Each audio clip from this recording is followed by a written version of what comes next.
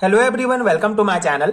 आज हम इस वीडियो में sp2 संकरण sp2 हाइब्रिडाइजेशन एग्जांपल्स के साथ डिटेल में समझेंगे। बहुत इंपॉर्टेंट कॉन्सेप्ट है BSc first year inorganic chemistry से रिलेटेड। 11th-12th में भी आपको ये टॉपिक मिलेगा, उस अकॉर्डिंग भी बहुत इंपॉर्टेंट है। ये प्रॉपर नोट्स आपको प्रोवाइड कर रहा हूं, इसको आप डायरेक्टली अपने थ्योरी एग्जाम्स में लिख सकते हैं। sp2 संकरण क्या है, इसको समझने से पहले संकरण क्या है ये आपको आना बहुत इंपॉर्टेंट है। पिछले वीडियो में मैंने sp संकरण के बारे में डिटेल में समझाया है, नीचे आपको प्लेलिस्ट का लिंक मिलेगा, वहां से आप चेक कर सकते हैं।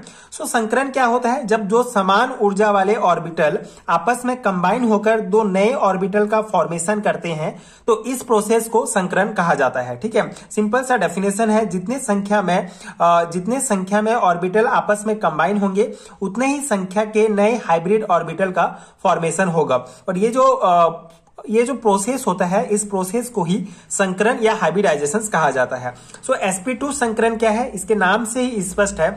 एक s और दो p ऑर्बिटल जब आपस में कंबाइन कर तीन नए sp2 संकर कक्षक बनाते हैं, तो इस प्रोसेस को sp2 संकरण कहा जाता है। ठीक है, तो परमाणु का एक s और दो p कक्षक मिश्रित होकर तीन sp2 संकर कक्षक बनाते हैं। तीनों कक्षकों का ऊर्जा समान होता है। ये एक ही तल पर 120 डिग्री का कोण बनाते हुए स्थित होते हैं।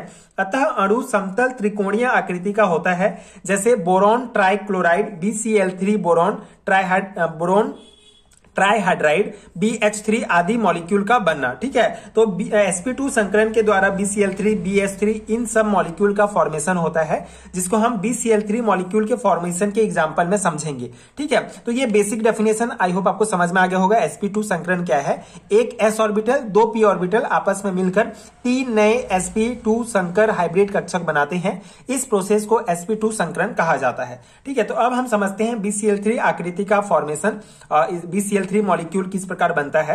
तो बोरॉन के संयोजकता कोष में दो s तथा एक p इलेक्ट्रॉन होते हैं।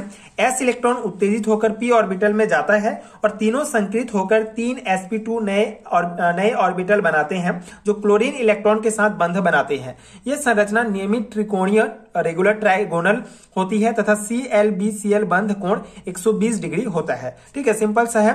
देखिए BCl3 में बोरोन जो है, बोरोन का एटॉमिक नंबर होता है 5, जिसका इलेक्ट्रॉनिक कॉन्फ़िगरेशन सामान्य अवस्था में है 1s2, 2s2 एंड 2p1। ठीक है, तो इस प्रकार से ये भरा होगा कक्षक में। ठीक, ऑर्बिटल में इस प्रकार के इलेक्ट्रॉन भरे होंगे सामान्य अवस्था में। उत्तेजित अवस्था में क्या होगा, ये जो 2s ऑर्बिटल में दो इलेक्ट्रॉन है, इनमें से एक इलेक्ट्रॉन यहाँ पे p ऑर्बिटल में आ जाएगा। ठीक है, जिससे यहाँ पे 2p ऑर्बिटल में दो इलेक्ट्रॉन हो जाएंगे। उत्तेजित अवस्था में 2s ऑर्बिटल का एक इलेक्ट्रॉन उत्तेजित होकर यहाँ पे आ जाता है 2p ऑर्बिटल में। उसके बाद BCl3 अणु का किस प्रकार बनेगा, यहाँ पे जो Cl है, ठीक है, जो Cl अणु है ये आके इस प्रकार से Cl जो हमारा एटम है, ये आके उसके इलेक्ट्रॉन इस प्रकार से यहाँ पे जुड़ जाएंगे, क्योंकि यहाँ पे देख सकते हैं यहाँ पे हाफ फील्ड है। ठीक है, एक एक इलेक्ट्रॉन प्रेजेंट है, तो क्लोरीन के एक एक इलेक्ट्रॉन आके इनके साथ बॉन्ड बना लेंगे और इस प्रकार से ये BCl3 मॉलिक्यूल का फॉर्मेशन हो जाएगा। ठीक है, तो इसी को sp3 संकरण कहते हैं, क्योंकि इसमें एक s और दो p, सॉरी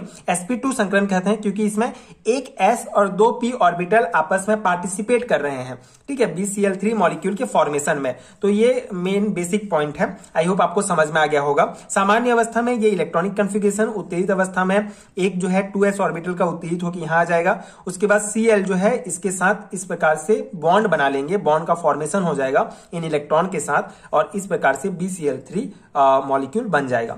इसकी स्ट्रक्चर की अगर हम बात करें तो यहाँ पे देख सकते हैं, ये इनका जो स्ट्रक्चर होता है ये रेगुलर ट्राइगोनल होता है।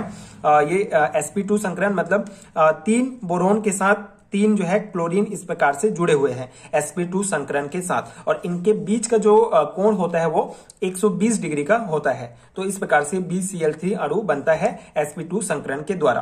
तो ये एग्जांपल आपको देना है, आपके एग्जाम्स में आप इतने लिखेंगे तो भी इनफ रहेगा। बेसिक पॉइंट्स हैं, बेसिक sp2 संकरण क्या है, BCl3 इसके एग्जांपल्स में आपको ये पूरा लिखना होगा। तो आई होप आपको समझ में आ गया होगा। बहुत सिंपल सा टॉपिक है बट इंपॉर्टेंट है 11th-12th BSc लेवल के एग्जाम्स के लिए, उस अकॉर्डिंग आप क्वेश्चंस को अपने एग्जाम्स में लिख सकते हैं। एंड अगर आपको बीएससी एंड एमएससी लेवल के हैंड रिटन नोट चाहिए पीडीएफ फॉर्म में, तो उसका पीडीएफ का लिंक आपको नीचे डिस्क्रिप्शन बॉक्स में एंड पिन कमेंट में मिलेगा, वहां आप चेक कर सकते हैं। इसके अलावा अगर स्क्रीन पर दिख रहे नंबर पर आप मुझे डायरेक्ट कांटेक्ट भी कर सकते हैं व्हाट्सएप में, वहां भी आपको नोट्स प्रोवाइड हो जाएगा। एंड अगर वीडियो हेल्पफुल है तो आगे के वीडियोस देखने के लिए प्लीज चैनल के साथ जुड़े रहिए। Thank you so much for watching.